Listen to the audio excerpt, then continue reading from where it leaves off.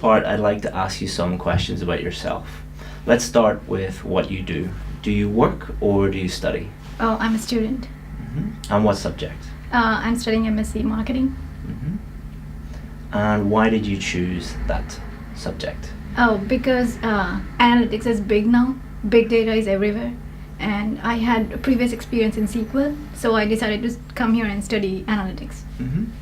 And what do you hope to do with that degree after you finish? Oh, I hope to work as a data scientist in the future, yeah. Why?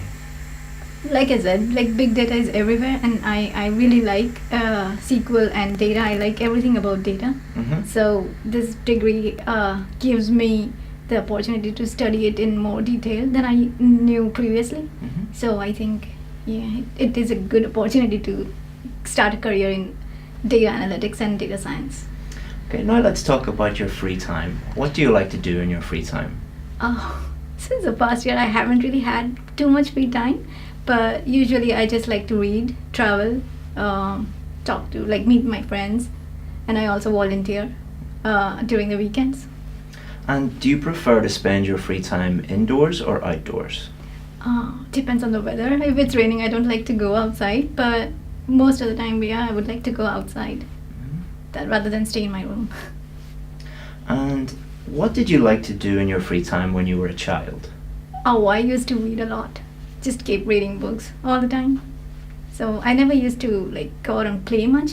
I used to get scolded a lot by my parents, like go out and play with kids your age, but I always used to stay indoors and read. And what are you going to do in your free time this weekend? Oh, this weekend, like I said, I volunteer. So I volunteer at the Macmillan Cancer Support. So I would be going visiting patients and providing counseling to them. Good. So now let's talk about travel. Do you like to travel? Yes, I do. Why? Because I like getting to know other countries, their culture, how people live, like what they like, stuff like that. It's interesting to me. And where is a popular tourist destination in your country? Oh, in my country, people mostly like to go to Europe because it's like colder, and I come from a very warm country, so it's like a pleasant change for them. So most of us would like to go to America or anywhere in the Europe where it's colder. Is traveling abroad very popular in your country? Oh yes, it is. It is quite popular. So people mostly go travel during the summer, but it's always summer in India. So yeah, I think movies have a huge role to play in it because they show all these destinations where there is snow-covered mountains and all, and that's very fascinating for us because we don't really get snow, at least not where I come from. And where would you like to travel to in the future? Oh, there are still a lot of places in India that I haven't seen, so I might go out there as well. And I really like Bali, so Bali and Greece, yes. So I'm going to give you a topic, and I'd like you to talk about that topic for 1 to 2 minutes. You'll have 1 minute to prepare before we begin, and you can make some notes. Do you understand? Yes. Okay.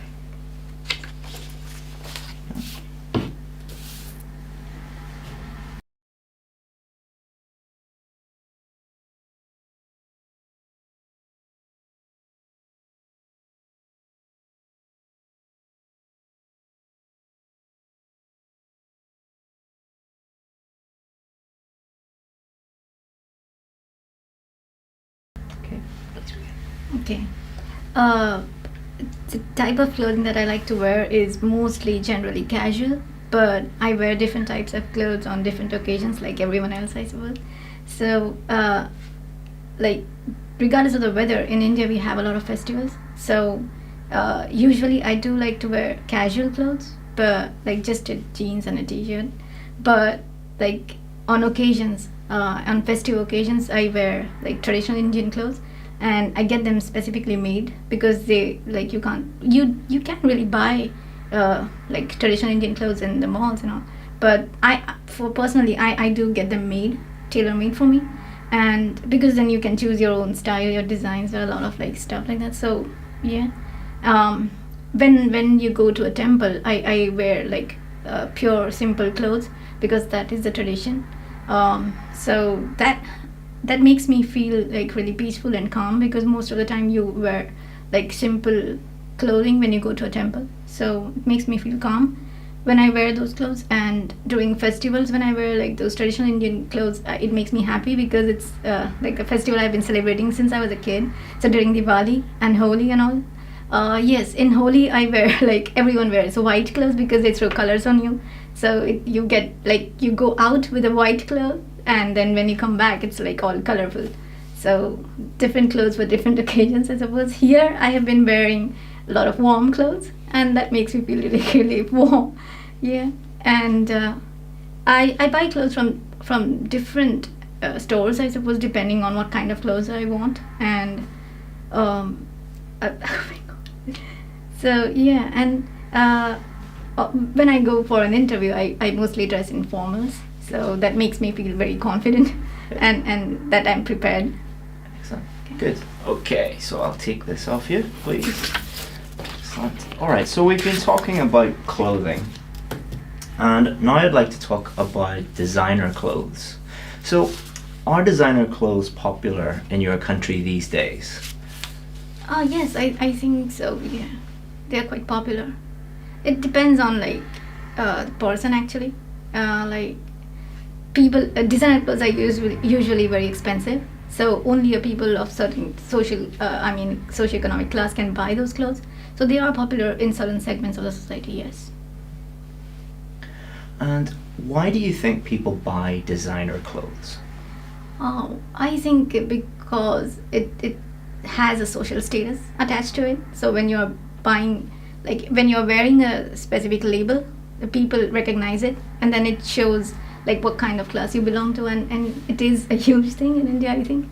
So I think it's because of that. It shows like you are from a different class of society, and it shows your affluence, I think. You can flaunt your affluence that way. Maybe that. So now let's talk about working clothes.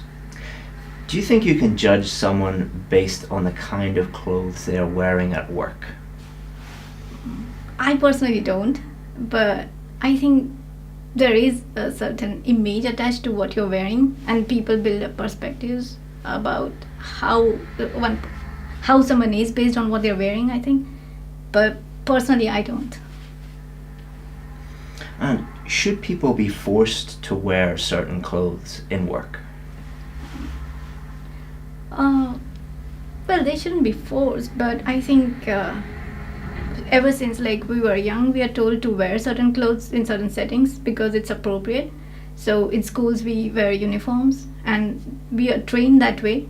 When we go to a temple, we have a certain set of clothes. When we have festivals, we have a certain set of clothes. So I think when we are trained to dress in a certain way in a certain setting, you get used to it. So I don't think it's like people are forcing you to wear like formal clothes in an office setting, but it's a tricky one. Well, I don't think someone should be forced, but as individuals, we should be aware enough of what not to wear in an official setting. So we should make that decision by ourselves, so you don't feel like you're forced to do it. And how have work clothes changed in the last couple of decades? I think it has become less formal now in a lot of settings. Like I think companies like Google have made it really popular to where like engineers, they're like smartest of people, they just go to office wearing casual clothes, just in a t-shirt and jeans, which is very casual. And they lay more importance on your work ethic, like how you work and how much you contribute, rather than what you wear. So that is really a refreshing change, I think. So it shouldn't matter what you wear, but like how you work and how much you contribute. So I think times are changing and people are really getting more relaxed about what you wear. Okay, that's the end of the test. Well done. Thank you.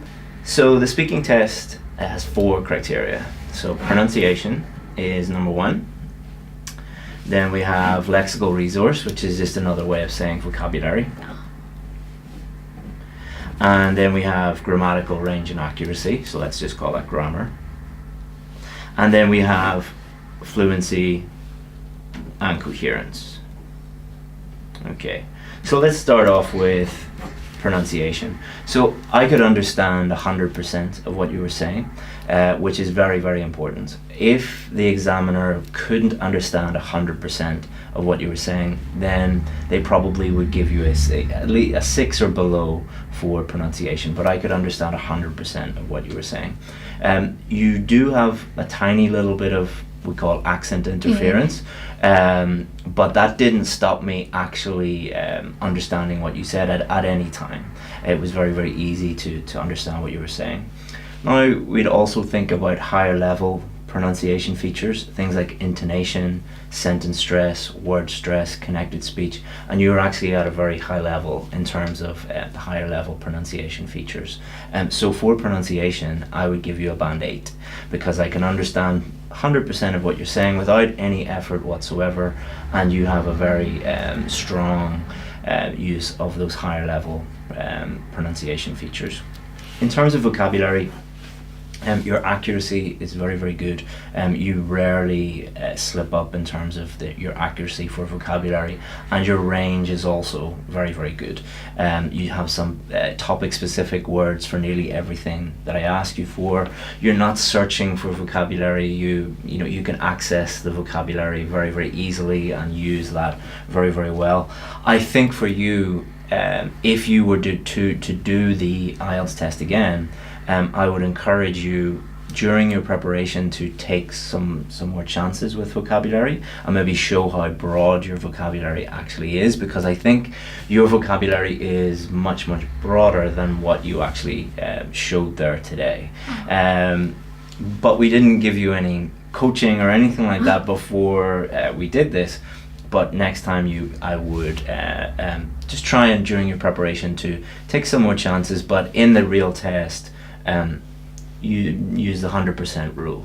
Only use vocabulary that you're 100% sure about. And grammar, you had a couple of very small slips, but the vast majority of your grammar was 100% accurate. Nearly all error-free sentences.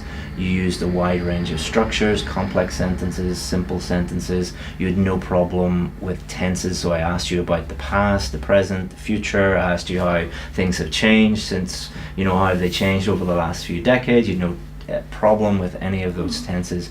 So your grammar is probably your strongest point. I have no worries really with your grammar. You had a couple of little small problems, but that is totally natural. Even native speakers have little slips. So for your grammar, I would give you a band 8 as well, and for your vocabulary, I would also give you a band 8. But that would be something that I would, if you were to do the test today immediately, you might get a 7 for vocabulary if you didn't show the range of vocabulary that you're capable of. So if you were to do the test tomorrow, I would say, just use some more advanced adjectives and nouns and show how good your vocabulary actually is. Your fluency is also very, very good. You don't speak with any noticeable effort, so you don't have to think about the grammar or the vocabulary. Linguistically, you're very advanced, so that doesn't affect your fluency, and you're able to speak without much effort at all. However, the one thing that I would say is your not your weakness, but this is something that many advanced students like you are not aware of, is that you need to develop your answers as much as you can, especially for part 3. So part 1, they're just normal everyday questions about yourself, but you were giving sometimes one word or just a few word answers. So I often had to say, like, why is this? So I said, what are you studying? And you just said, I'm studying this. And why do you like that? So if we were having a normal conversation, no problem, because that's totally normal to say that. But remember, you're in a test and the examiner has to judge your pronunciation, your vocabulary, your grammar, your fluency. So just one word answers, they don't have enough data to go on, really. They teach us differently in India then. They teach you differently? Yeah. What do they say? Because I have a tendency to just go on until they stop me, because that's what I saw on YouTube videos. Mm. But then they told me, like, just answer the question, don't go off on a tangent. Yeah. So I just stick to that. I think that's a few different things. So one, going off on a tangent, Yeah. you shouldn't do that, because that you're going to lower your score for coherence. Because coherence is, did the answer make sense? So if I ask you about clothing and you start to talk about your favorite music, that's a problem. What your Indian teacher was probably referring to might have been that, but it could also be that certain students just talk on and on and on and on as much as possible. And in part one, I know this is frustrating advice, but not too short, not too long. So what does that mean? So too long, the problem with that is the examiner has to ask you a range of different questions, so they will keep stopping you. And often students will be like, oh, what did I do? Did I do something wrong? And they will get very flustered. So a good teacher should not tell you, just keep talking on and on and on and on, especially for part one. So a good way to answer part one questions is answer the question and then give a little bit more detail or an example or an explanation, just a little bit more information for the examiner to judge your answer on and understand your answer fully for that question. So I don't like giving exact number of sentences, because then people are thinking about number of words and number of sentences. But for example, what do you study in university? I like to study data science, or I like to study business because, and then explain why you like it. Or what would you like to do in the future? I would like to be a data scientist because I really blah blah, you like this, you like that. Or I would love to work for Google because my brother works for Google, or something like that, a real example. Part two, you did very, very well in terms of coherence, because you spoke for the full 2 minutes, and you had a little slip at the end, but that's no big deal. The examiner is not judging you on one little slip, they're judging you on your whole performance, and you did very, very well for part two. Part three is the part where you really do need to develop your answers, because part one is just questions about you, whereas part three are more abstract questions about ideas in general. So I didn't ask you, what are your favorite clothes? I asked you, why do people buy designer clothes? Like a more abstract question. So that requires you to answer the question and then develop your answer, provide reasons for your answer, provide explanations, and then you could also develop by giving some examples. So one way you could immediately improve your coherence would be to throw in some examples in there. So for example, let me have a look at the question that we asked you. Let me give you, got it here somewhere. So the last question was, how have work clothes changed in the last few decades? And you talked about Google, and that was really good. You could also maybe talked about 20 years ago, what were software development companies or tech companies like? Should people be forced to wear certain clothes? You maybe could say, someone working as a police officer, yes, or someone, you're not being judged on the content. You're being judged on how you say it. As I said, fluency, pronunciation, grammar, vocabulary is not, the content is not important, but coherence is important, developing the answer, especially for part three. So I think if I was to give you any advice, that would be the main thing to work on, would be the coherence. Part one, give a little bit more information, and then part three, fully explain it, give some examples. And you can also answer them by saying, well, some people would think, yes, people should be forced to wear clothes, and this is why they would think this, and here's an example of this, for example, police. Whereas other people who work in the tech industry would say, absolutely not, you can wear anything you want, but I think personally this, so you can really develop it by looking at things from different angles. But the difficult things for most students are pronunciation, grammar and vocabulary. You don't have any real issues with those whatsoever. They take a very long time to improve. Fluency can take a long time to improve, no problems there. Coherence, you can improve it in a day. So you would be, I think that you could do even better than the last time you did the test, which you got at band 8. I think with a little bit of practice, you could do even better. All right. Thank you. Do you have any questions? Well done.